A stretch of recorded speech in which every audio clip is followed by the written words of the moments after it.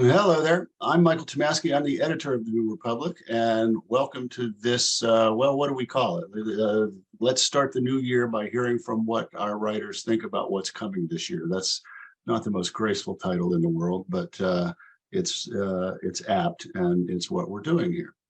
I'm joined today, as you can see, by four of our distinguished writers: Grace Segers, Daniel Strauss, Walter Shapiro, Tim Noah.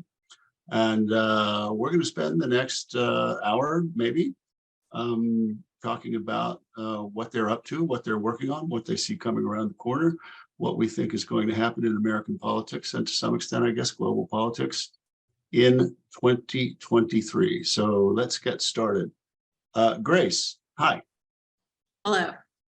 Grace is on Capitol Hill every day for the magazine, writing terrific, timely dispatches on things that are going on there. She must have worked a crazy week that week of the speakership battle. Maybe we'll talk a little bit about that. But first, Grace, tell folks what you're working on right now, what you see coming down the pike in this new Congress. Right. Well, covering the Capitol and Congress pretty much every day. I'm really paying attention to what's happening with this new divided Congress. So now we have a Republican House and a Democratic Senate. How does that affect policy making? Can anything actually get done? Who are the political figures at play here? And sort of what we can expect from the next 2 years of what is sure to be a very interesting Congress. I'm also looking ahead to the 2024 elections. So those are going to be crazy elections. It's not just the president. We also have the House and a really exciting Senate map up for grabs. So just vaguely, all things Congress are what I am looking at in the immediate term. I am always interested in the debt ceiling, and I'm like one of 5 people who are maybe interested in the debt ceiling. Well, I think all 5 people in this conversation are, for starters. Right, exactly. But yeah, that is what I am working on at the moment. Let me drill down to a pretty specific question right off the bat. I think everybody who's tuned into this understands that the Republicans are going to launch a lot of investigations. Everybody knows a lot about Jim Jordan. Tell people about Comer. Who is this guy? What is he going to do? You know, I mean, he comes out and says the 118th Congress is going to be about Hunter Biden, practically. So Jim Comer is the chair of the Oversight Committee, and he is very much intending and open about intending the committee to be one of the key committees in investigating the Biden administration and the Biden family. So that's not just going to be Hunter Biden, although we can definitely expect a lot of Hunter Biden over the next couple of years. That's also going to entail investigations of how the Biden administration handled. I'm sorry, my cat is freaking out off of the camera. But Comer and the Oversight Committee will also be looking into how the Biden administration handled the withdrawal from Afghanistan, for example. So pretty much every policy area that you can think of, every personal area you can think of, the Oversight Committee is going to be looking into. And you can also expect it to be just as political as a judiciary committee under Jim Jordan. Yeah. What are you picking up from Democrats on oversight and judiciary about how they plan to try to counter this, if there's anything yet? Well, I think you're going to see Democrats be very combative. The minority party traditionally is in committee hearings. And I think that oversight under new chair Jamie Raskin, he's made a name for himself on the January 6th committee, and with the second impeachment trial, I think he's really going to use those TV-friendly skills to try to make news and try to get headlines on liberal sites like Jamie Raskin eviscerates conservatives on this hearing. So I think the tactics that you just saw employed by the Republican minority for the past few years, particularly I think in the first impeachment of Donald Trump, of just being very combative and willing to play to the base and bring red meat for the base. I think you're going to see that all just now on the Democratic side instead of the Republican side. Will Democrats as minority have any power to demand certain witnesses appear? Yes. They will. Yes. Okay. Okay. So there's that. Okay, we'll come back to all that. Daniel Strauss, covering campaigns, politics generally, the Biden administration. What's on your radar? I mean, right now I'm working on a story about the Arizona Senate race, which will be an ongoing, I think, thread for the Democratic Party in general, because Kyrsten Sinema, as of today, you never know with her, has not decided whether she's going to run for re-election. She is an independent, and there's really an open question right now on whether the party will embrace her as one of their own, as they have with other independents who caucus with the Democrats, like Angus King or Bernie Sanders. And just this week, yesterday, Ruben Gallego, the congressman from Arizona, announced his much expected campaign for Senate, really sort of challenging Sinema's claim to being the candidate, the preferred candidate of anyone who does not like Republicans. There's also the increasingly comical Biden documents situation, which we had a little fun with last week when we ran a story on how this was sort of recoverable and easily sort of moved on, or this is easily sort of forgotten for Democrats. But a third batch of documents have been found, and it's a pretty sort of educational and demonstrative situation for this White House. They seem pretty flat-footed, and more so than they usually are. This is a team in a White House that either pretends to be calm or actually is calm and confident in sort of moments of chaos, going back all the way to the Democratic primary in 2020. But it's pretty clear here that there is a lack of coordination over these documents and why they keep turning up and when this is going to end. And I've seen legal experts say that it really makes Merrick Garland's investigation of Donald Trump and his possession of far more documents at Mar-a-Lago that much harder, partially because Garland himself is so disinterested in even the width of his Justice Department seeming partisan in any way. And then there's the sort of 2024 shadow primaries going on. There's more on the Republican side as of now. I am increasingly confident that this White House has sort of said again and again and again that a formal announcement of Biden running will come. The delay is sort of legal and FEC reasons, but that this is a president who plans to run for re-election. But what we've seen in the past few weeks is an ongoing erosion of Donald Trump's claim of the Democrat or the Republican primary. And more we're seeing the likely 2024 non-Donald Trump candidates test dip their toes in the water and float running. Most recently, Nikki Haley has made comments about that. Ron DeSantis, who Trump, correctly points out, buoyed DeSantis and helped carry to the governorship in Florida, is also making pretty clear signals that he plans to run for president. And then there are some sort of less well-known and increasingly unlikely Republicans who are going to seek the nomination. I would not, just for the enjoyment of watching moderate Republicans, maybe mainstream Republicans is a better description. I would keep an eye on both Asa Hutchinson, the former governor of Arkansas, and Larry Hogan, who I think is now the former governor. Yeah, he's the former governor of Maryland. both who want to run for president and will not be president.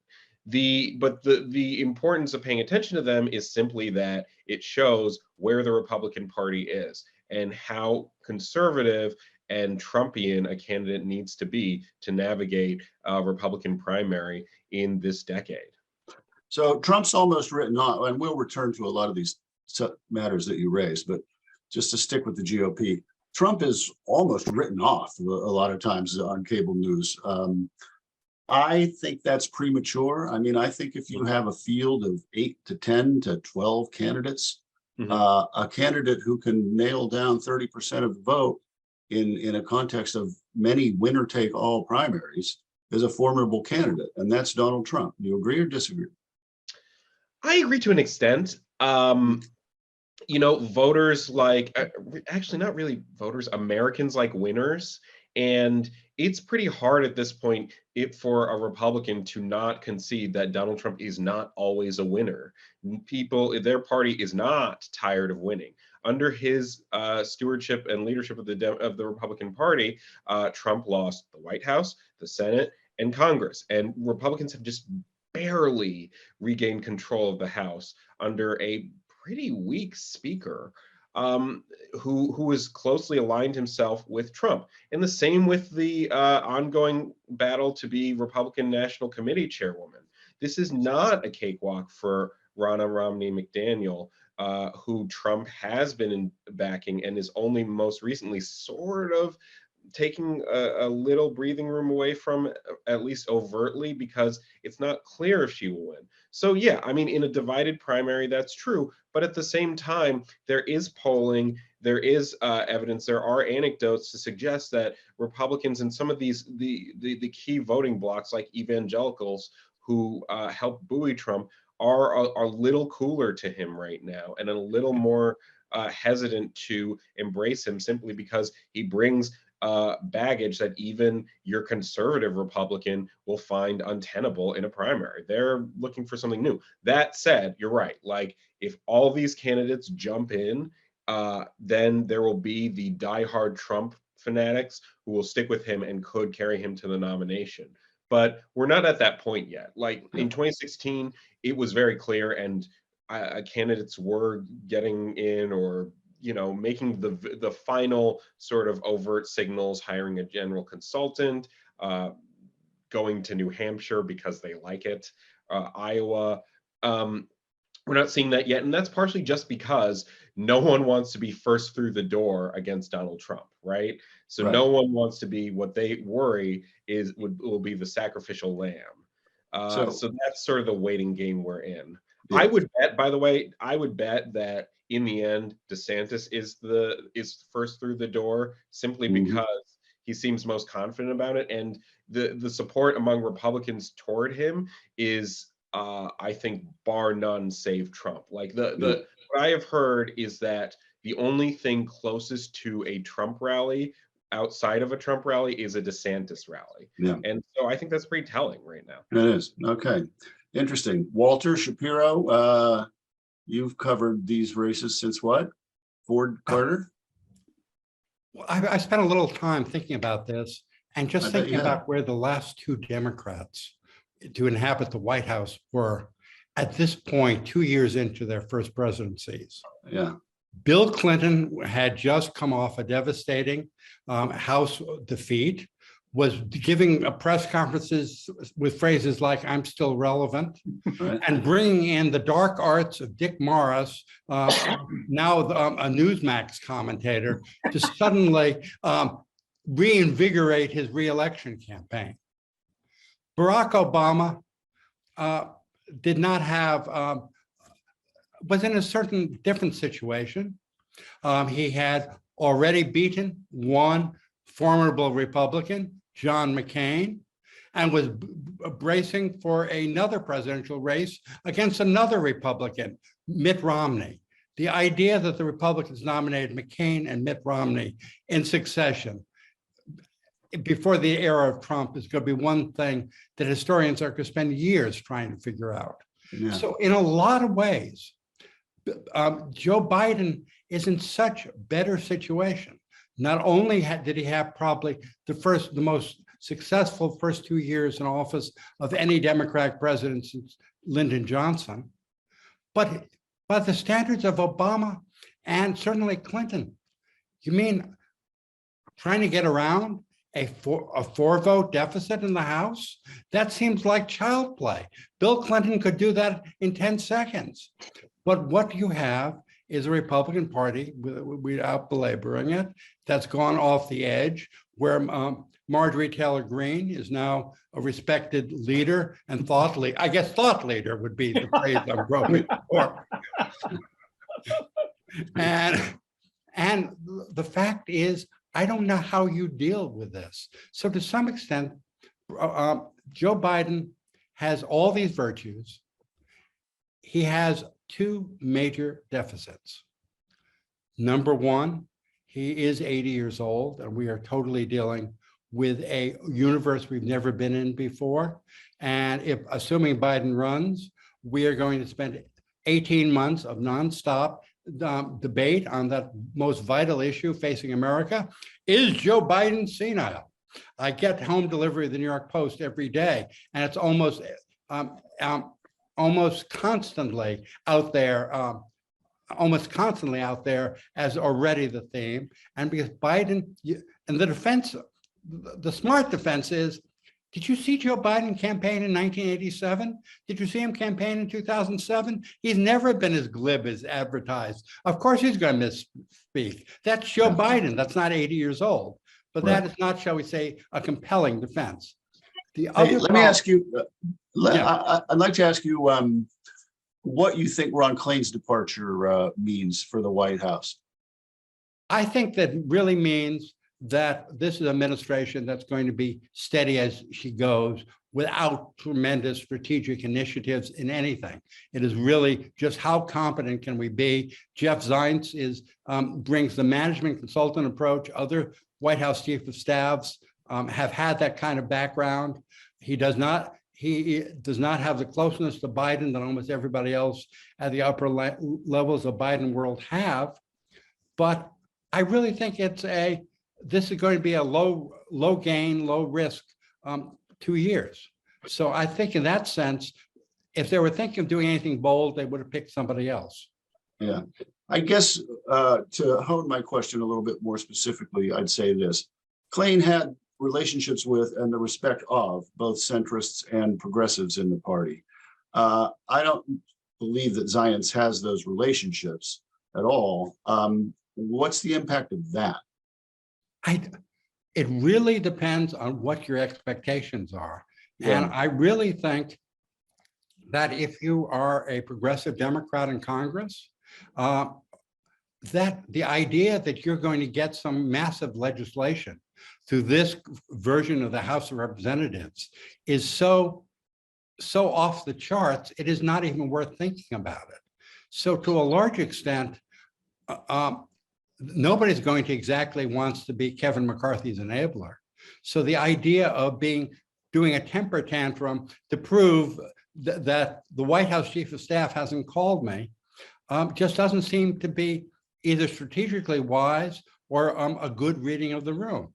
And it's also, by everything I've heard, the other people with political skills in the White House, from the Anita Dunns to the Bruce Reeds, et cetera, will take a lot of Ron Klain's political portfolio. But for a large extent, basically, there isn't too much Biden can do to help the left in any way. And the one point I'll end with this is, if Biden, I hope, is going to challenge the legality of the debt ceiling, whether it's through a 14th Amendment lawsuit or something else, it is probably not the moment to try to also increase the window of what you can do through executive action.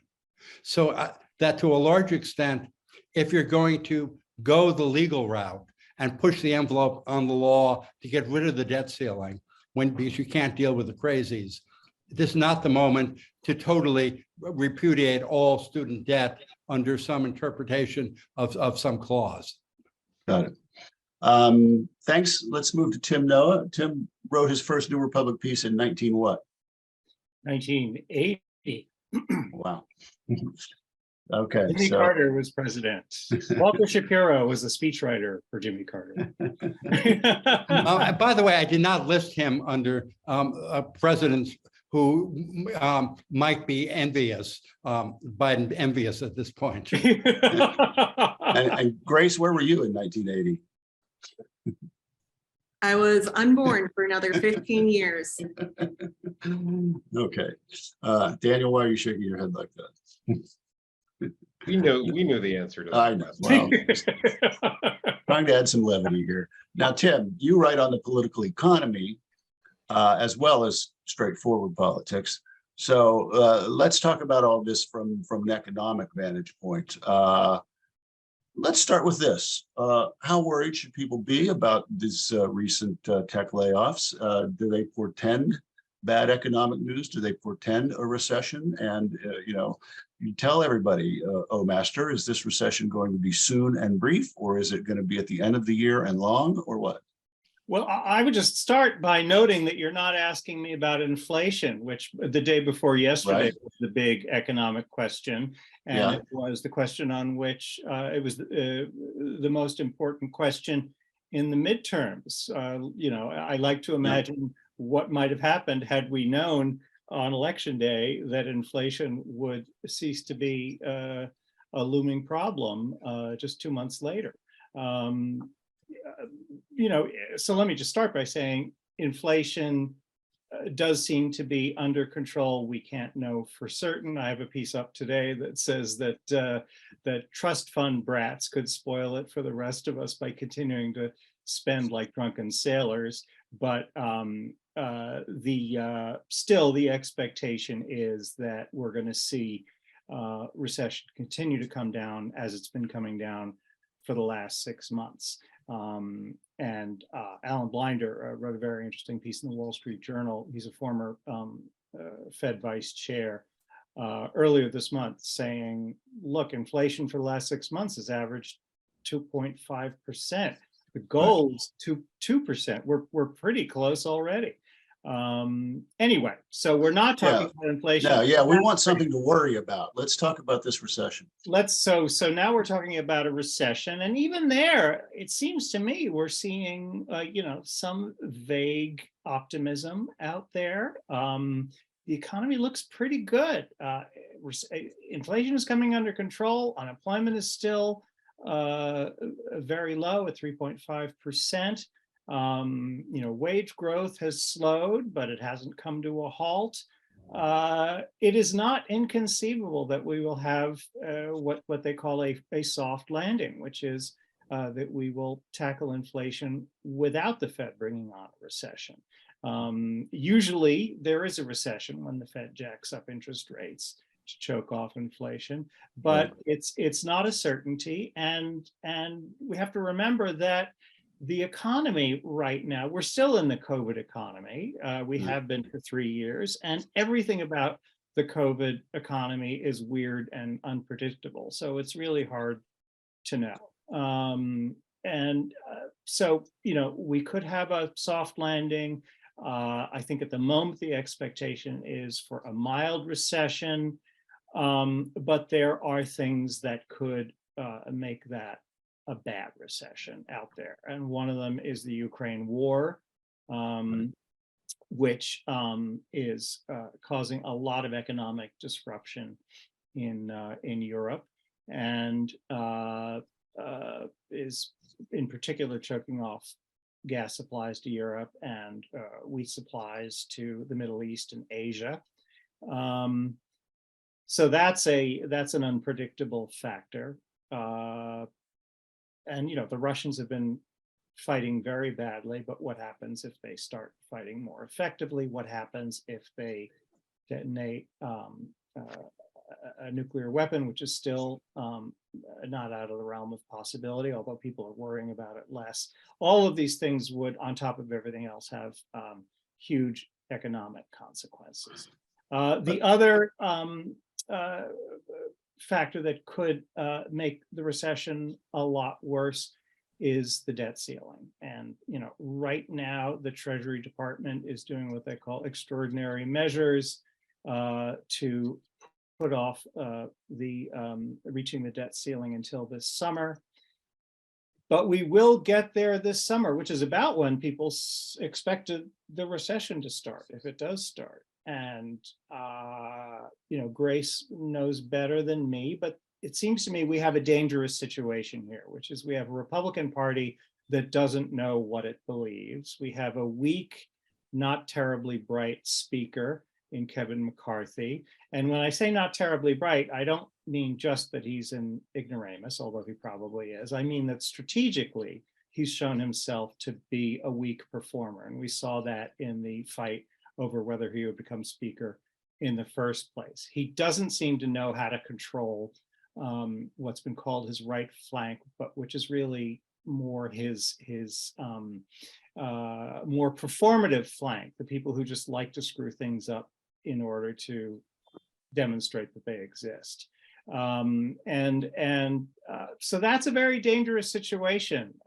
Most of the time, I think the Democrats will be glad that McCarthy is not a strategically shrewd performer. But when it comes to the debt ceiling, they will be sorry, because it's a tense circumstance that requires great subtlety in strategic judgment. And, he doesn't have that. So the Republicans could blunder us into a recession or worse. So let's stay on that topic and broaden the conversation back out. Let's do this one question in lightning round form. On a scale of 1 to 10, how willing do you think this Republican caucus is, to burn down the House and to send the country into default? Tim? I'd say 5. Walter? I'm gonna go 8. Daniel? No, I want to go last. No. This is the order. It's reverse order from presentation. It's not like Price is Right. I know. How likely are they? It's such a weird question, because it implies intent, right? Yeah, this is a lightning round, my friend. Oh, I'm sorry. It just 7. Okay. Yeah, I mean, McCarthy is a weak speaker and can't control stuff, but he is amenable to various pressures. All right. And yeah, Grace? 7. I also think that this is a far too nuanced question for a lightning round, but in keeping with the lightning round, I would put it at 4.5. Okay. So It's a lightning round, bud. Yeah, we're in the same ballpark. And I think I'm about at a 7.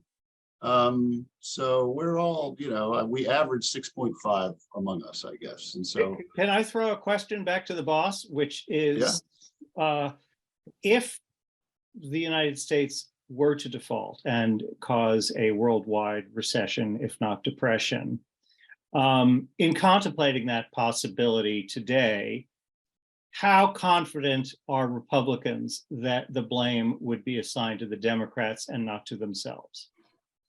Oh boy, I have no idea the answer to that question. I'll take a stab at it. They'll get the blame in the short term, but Biden gets the blame in the long term, because if the economy's bad, the president gets blamed. Does that make sense to people? Yeah, I think that's true. I mean, there's an increasing intolerance, I think, across the country for Republican antics and shenanigans. There is, except in, hard, deep red pockets, there's sort of an exasperation, and I think that's what we saw in 2022. Yeah. That said, though, when the economy feels bad to people, when you have gas prices at $5 a gallon, it's pretty tantalizing to hear a governor from Florida say, I know how to bring gas, I know how to make you all rich. I came up from humble means. I went to Yale and Harvard. I'm a Navy SEAL, even though he's not. And so Grace is rolling her eyes. I don't know. I'm just saying, a lot of people do not read playbook and do not understand the nuances and just want to get their kids to ballet practice. Yeah. let's Well, I think explore the some, let's ballet explore some. practice vote may be more on our side than theirs. Yeah, you meant football practice. Yeah, But I I was just want to put on a in, scholarship for ballet practice. So I will say, Hey, I maybe- want to explore some possible ways out of this, Grace, and I want you to explain to people what a discharge petition is and whether it's a plausible alternative in this instance. Well, first I'll start by saying that you make a mistake if you think that the entire House Republican Conference is the people who are obstinate. The problem is, as we saw during the speaker's vote, is that there are just enough to cause trouble, but the vast majority of the conference does not want default. And there are different degrees to which they're probably willing to go. I think the Biden administration will have to do some negotiating, but it's a mistake to think that everyone wants to take it as far as they possibly can. That's a good point. That being said, one of the options that people are talking about is a discharge petition in which the House could circumvent Republican leadership and have Republicans and Democrats join together to bring legislation to the House floor without having to go through the regular process. The issue with this is that it's incredibly complicated. It's also a lengthy process. It requires first that legislation sit in committee for 30 legislative days, requires another 7 legislative days before a vote. And that's legislative days, which are not the same as actual days. And Congress is not in the House for 30 consecutive legislative days. So it would take a long time, bring us right up to that probable June default date. And I also think that right now, there's not much appetite for it really on either side. Republican, Interesting. even moderate Republicans want to extract things from Biden administration and Democrats. They don't want to play all of their cards right now. And Democrats don't necessarily want to do an end run around McCarthy and thereby give him a political out. They want him to take the heat for whatever is going to happen. And if they just circumvent McCarthy, then he's not going to be taking the heat there. Yeah. So, and answer as quickly as you can, because I want to move things back around. But do you see a scenario where a deal can be struck that is supported by all or essentially all Democrats and some number of Republicans, but not a majority? I do. I think it's going to be the last possible minute. Yeah. They're going to push right up against the edge. I wouldn't be surprised if we even saw our credit downgraded again, as it was in 2011, and interest rates go up. So I think it'll happen, but I think that they will really push it to the edge. Interesting. Walter, discuss this 14th Amendment scenario that people are talking about. well, I'm not a lawyer, nor do I play one on TV, but there seems to be enough provisions in the 14th Amendment having to do with the after effects of not having a future Confederates repudiate the Union debts for winning the Civil War, that you can make a case, and I've read some very learned law articles, that basically the debt ceiling is unconstitutional. Legislation, which I believe no other major country has, is unconstitutional because because the Constitution makes very clear that the Congress must maintain the debts of the United States. So I'm not saying that this is a totally persuasive argument to the John Roberts or Samuel Alito Supreme Court, but I am saying that this is one of the options you could take to just once and forever take the debt ceiling off the table, say this is not a way to run an economy, and nor is it constitutional. My own view is I'm happy. There's also talk of, which Biden has not agreed to, of minting a $1 trillion platinum coin, which supposedly would then add $1 trillion to our spending capacity without going through Congress. This has been floating out there for 15 or 20 years. The point is that the debt ceiling law is ridiculous. The solutions are equally ridiculous. Probably challenging its constitutionality is the least ridiculous outside of politics solution. I don't know its legal probabilities. But you're right to raise the question of the Supreme Court, because, if Biden tries that and then the court says it's unconstitutional, then where are we? And it probably becomes grounds for impeachment too. Then where we are, would you be interested in giving me dinner in exchange for some gold and silver I have? I tried that once. My silver wasn't even real silver. Tim, what are your thoughts on how that might play out? Do you see any other scenarios that might save the day? Well, it's interesting. The question I posed to you,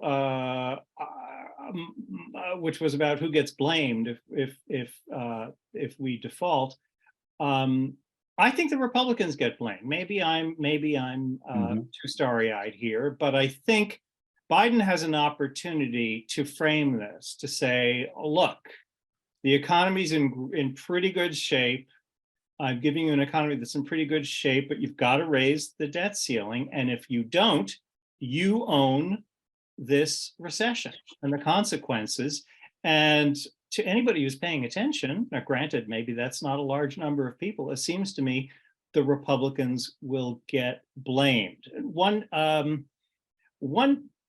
thing that's interesting to me is I don't think the Republicans know what to ask for. They don't know what to take. I have a piece coming out in the next print issue about how the Republicans have run out of ideas. And I think they don't even have any ideas about what it is they would like to take as ransom for lifting the debt ceiling. They're talking today about cutting Social Security and Medicare. I don't expect that conversation to last very long. So what is it that they are going to want? Grace, do you know what plausible thing they may ask for? That is indeed the question right now. I don't think that they'll get very far on cuts to Social Security and Medicare. Although we should note that both Social Security and Medicare are facing insolvency within the next 5 to 10 years. So it's not totally unreasonable to say, we should address that.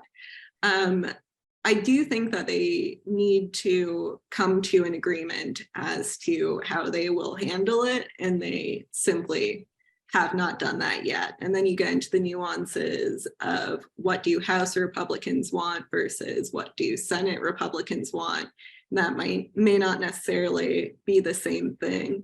But I don't think anybody is really on the same page right now, especially Republicans, but also to an extent Democrats, because at least one Democrat, everyone's favorite Senator Joe Manchin, has said, hey, we should negotiate. So I think in true form for Congress, they're talking a big talk right now, but they're not going to right deal with the problem until the last possible minute, because that's just how they operate. That's what they do. Yep. You could have a situation. Tim, I want to change gears. Actually, I want to we have 20 minutes. I have a couple other things I think we should cover. Daniel, how does the document story change the context of Biden's preparation for re-election? He was ready to roll, and I think this has caused a kind of a slow roll. Yeah, I think so. I don't think, I would, this is such a fast moving story. This is what I would say to you off camera, and like talking about if you came to me and said, let's do another document story. It's like, it's it's developing so quickly, and it's pretty clear that this White House and this Biden team does not know what to do with it yet. They are still figuring out who is going to be running the re-election campaign.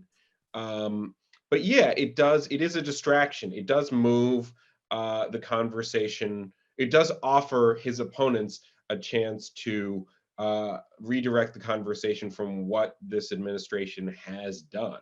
And look, I don't have this on any like deep authority, but like it is pretty suspect that the White House Chief of Staff leaves the same weekend that another batch comes out, and you did see that in the coverage that it did shift away over the weekend from what would already be a pretty explosive news weekend to a mixed subject. I mean, the best assessment I have heard about what this means is that it basically takes a pretty obvious and potent attack line for Democrats off the table about Donald Trump, which is that he mishandled documents because, in his own words, he thought they were cool, and that you know, if you're a Democrat running for re-election, we are the party of perfect and pure maturity here and seriousness about national security, which, by the way, is one of their best arguments. I cannot, Mike, I cannot keep talking without saying this. Like, I never understand why Democrats ever will say the economy is fine, because that falls right into the caricature of the Democrats as being out of touch and economically unaware, regardless of their record, regardless of the past 20 years and how under Democratic administrations, the deficit has declined, wages have increased. It's just that that perception is so deeply ingrained in modern politics that I just don't see, I think that's a big threat, along with these documents, to Biden's reelection prospects. By the way, I've got my TV on off to the side here. Breaking news: classified documents found at Mike Pence's home. I think if they looked at all these people's houses, they'd find classified documents. But let me do another semi-lightning round here with everybody. Oh, and by the way, it's 12:43. I invite our participants, our audience, to submit your questions, and we'll see if we can get to a couple of them. So how do you think this Biden document story might end? And I'll start. I mean, I don't know, obviously. I think it depends on whether there's ever any proof that Biden himself directly knew about this, or it was just some aides making a filing mistake. And then I think it'll also depend to some extent on the content of the classified docs. You know, if it's the nuclear codes, that's one thing. If it's preparation for a phone call with the foreign minister of French Guiana, that's a different thing. I lean toward it not being an issue in 2024, probably. But I say that with a little less confidence than I would have said it 2 weeks ago. So give me a prediction, something like that, Walter. Okay, I think it'll be murky, and it'll take the document Mar-a-Lago off the table entirely for politics ad infinitum. But if you really were if we were really honest about it and listed the 13,122 awful things Donald Trump did as president, documents would be down pretty close to the bottom, and trying to overthrow the country would be kind of towards the top. But much more importantly, I think it's going to end like all special prosecutors end, with indictments for people lying to federal witness investigators in 2025. It will not look good for the Democrats, but it will have gone sufficiently off track as to have only tangential connection to the original document story. Grace, where do you see this going? I agree that I think it muddies the waters and neutralizes the documents as an issue in 2024 for both sides, because there's just a lot of room for whataboutism here. Tim? I think that you know, there was a Dump Johnson movement in 1967, 1968, led by Allard Lowenstein. And I think that my friend John Alter may have started the Dump Biden movement last week in the New York Times, when he wrote a piece about how Biden had mishandled the document scandal, and he ended by saying maybe it's time for Biden to hang it up. I'm of two minds about this, but I think there will be a Dump Biden movement, and it'll be interesting to see where it goes. Daniel Strauss? I think, I mean, this is hilarious. I'm just catching up to this Pence thing. Like, we should all rush to see if Jimmy Carter and Obama have their documents. Right. I think it is going to cancel things out. I think it's hilarious. All of us should check our homes for our secret documents. William Henry Harrison probably has them. Yeah, I do think it sort of nullifies the argument, because it is sort of whataboutism, and it's you know, it is not apples and oranges between the documents found at Biden's house and the documents that Trump refused to hand over to the FBI and the National Archives. Yet the way this story is going, I mean, they're everywhere. Mike, I want to propose you send me to Martha's Vineyard for a deep expose on whether the documents are at Barack Obama's home there. I promise you I'll come up with something or bring you back a Black Dog sweatshirt. One of the two. Valuable. Daniel, I'll send you in February to Martha's Vineyard. I'll still go. Well, let's pick up on Tim's point. If somehow Biden doesn't run, well, here's the more provocative question. If he does run, will there be a Ted Kennedy type challenge as there was in 1980 to Carter? No. Okay. I think we all are dismissing that just by nodding our heads. No. There's not even a Gene McCarthy type challenge. Yeah. And the Gene McCarthy challenge was certainly less formidable at the beginning than Ted Kennedy was perceived as in 1980. In fact, you know, but I think it's conceivable there'll be a challenge more formidable than, say, a Marianne Williamson challenge. Because I know I knew Gene McCarthy. I know Marianne Williamson. And Marianne Williamson, you're no Gene McCarthy. Okay, so wait, but you're saying that a senator or House member or someone of that kind of stature might stand up and run against Joe Biden in 2024? Certainly the Biden team was, which is why they took New Hampshire and Nevada, the two wild card states where somebody might get traction, and moved them on the calendar to have the least possible impact. Yeah. You know, I mean, just remember, George Bush was challenged in '92. You know, that this is not an automatic give me if you're a sitting president. And forget the documents. With Biden's age, we are dealing with just totally uncharted waters. And I'm not going to say never, but I don't think anyone of any stature is going to do it. But how much stature was Bernie Sanders perceived as having in 2015 when he challenged Hillary Clinton? Well, he was a United States senator. He's a veteran senator. Yeah. Yeah. He did. He also ran a single issue platform initially, and it blew up. Like, and the other thing, going back to Klain, like, credit to Klain here and his prioritizing the left. I don't think the left has a lot to like complain about and say we didn't get enough of with this Biden administration, and that, you know, this White House, oddly, if you think about the arc of Joe Biden's career, it's been pretty liberal, and that's not the presidency that Biden, I think, it's pretty clearly envisioned himself having in the best case scenario, but that's what he's got going into re-election. Yeah. Now, does anybody see?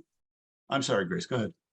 I was just going to say, I would sincerely doubt that any Democrat member of Congress would challenge Biden, simply for the fact that they are still very scared of Trump or a Trump-like figure coming. And taking the whole thing. And I don't think that they are willing to risk having that happen with a third party candidate. I'm sure you all noticed that Chuck Todd asked Joe Manchin Sunday about whether he might run for president in 2024 as an independent.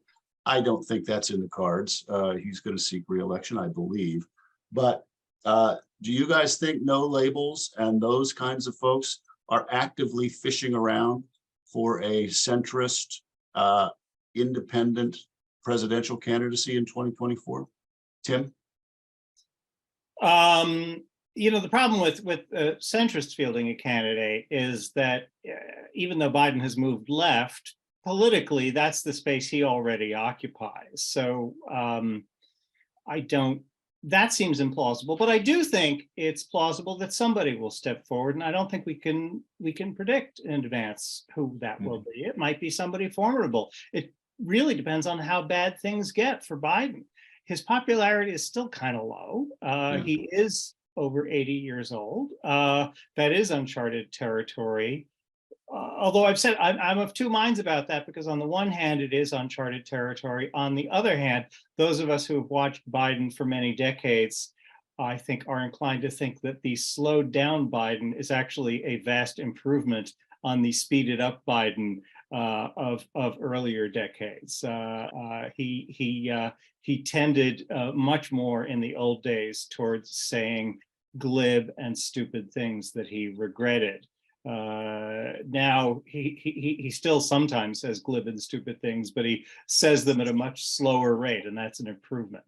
So I don't know. I'm not going to predict, but I do think that the opportunity is there right now, and we're going to find out in the next few months whether somebody wants to step up.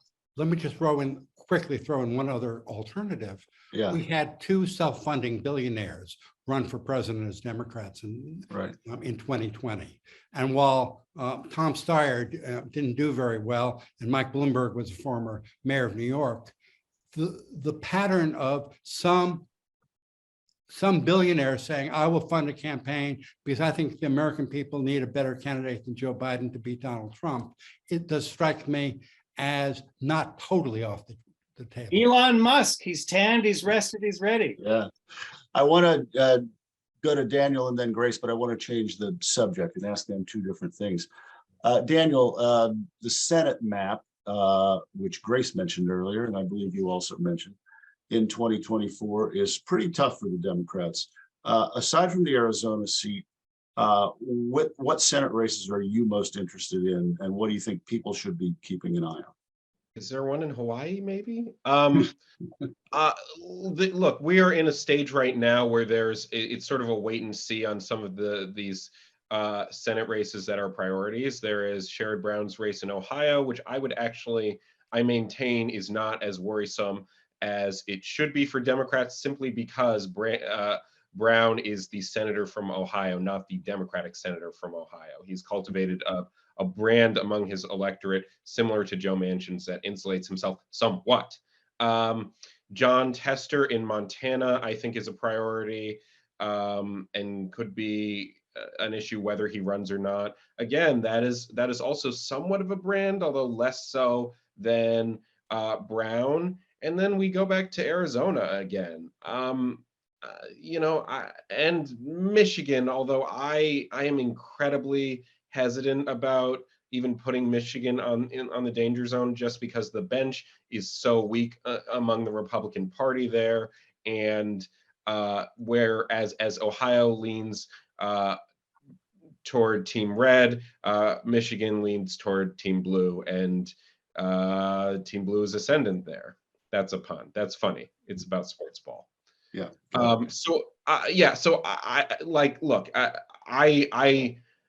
My personal part of being a campaign reporter is being a political scientist. And in the last few years, we've seen gravitational shifts that have been dramatic. I don't think we should underscore the surprise margins and outcomes of the 2022 elections and what that could mean for this next cycle. But yeah, it's not an ideal cycle for Democrats. Okay, it's 5 till. I want to ask Grace this one particular question and then close with a lightning round question for everybody. you're on the Hill every day. You talk to these Democrats all the time. They cover a broad ideological swath from AOC to Josh Gottheimer and Jared Golden. Do they get along? Do you think they're going to stay more or less united as they have been, or with them having fallen into the minority now, and there's no imperative to pass legislation and stay together?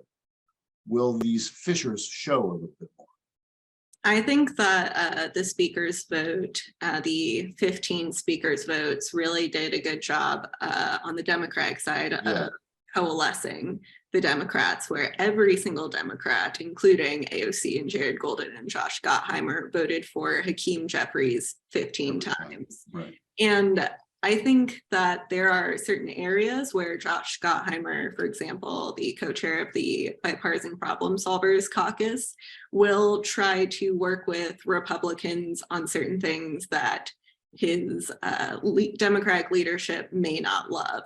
But being in the minority, in a sense, is a hell of a lot easier than being in the majority, because you have something to stand against. And Democrats have nothing to gain and everything to lose by being particularly fractious. They just need to sit down and let Republicans tear themselves apart, is the thinking. I don't think they're too eager to be divided on those significant ideological splits. That's really interesting. Okay, I'm going to close with two lightning round questions that I will answer to, just so I put my neck out there the same as everyone else does. Biden versus Trump, with your objective hat on, who's the favorite in that race? Tim? Biden. Walter? Biden, definitely. Daniel? Biden, simply because the country, Trump is a headache to a lot of people across the party. Grace? Biden. Biden versus DeSantis. Oh, I say Biden also. Biden versus DeSantis. Who's the favorite in that race? Tim?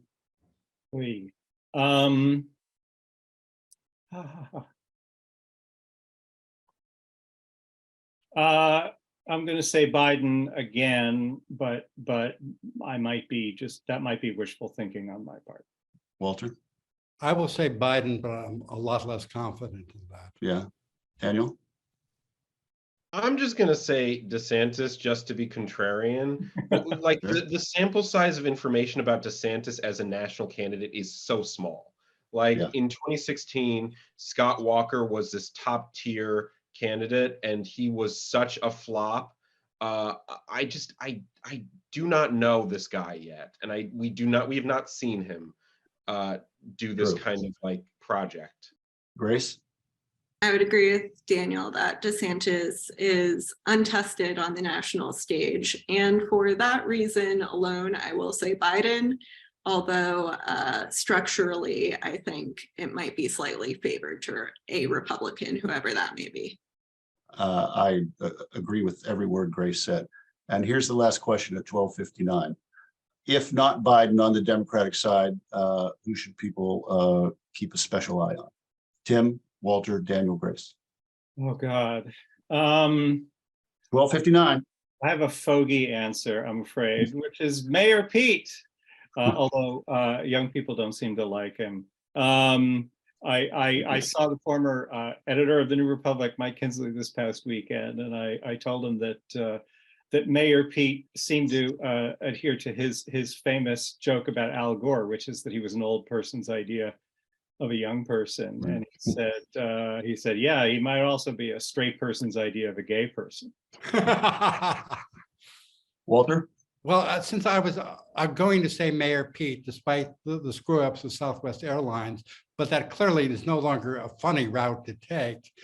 I will basically say that I'd be interested to see what somebody coming out of the Senate who didn't run in 2020, from a Sherrod Brown to a Chris Murphy to someone like that.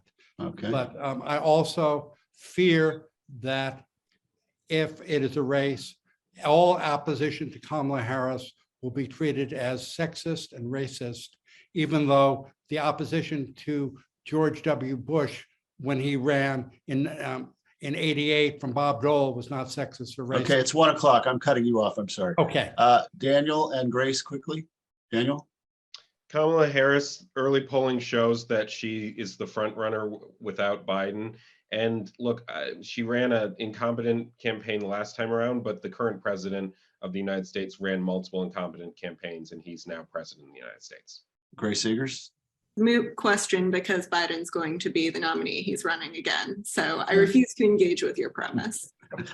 Fair enough. I'll toss the name Gretchen Whitmer out there because of the way the Democrats ran the table in Michigan. It was impressive. I want to thank our audience for watching, and I want to thank Grace Segers, Walter Shapiro, Timothy Noah, Daniel Strauss for spending this lively hour with us. Come read everybody at TNR.com and subscribe to the magazine. By God, it's cheap. Thanks for watching.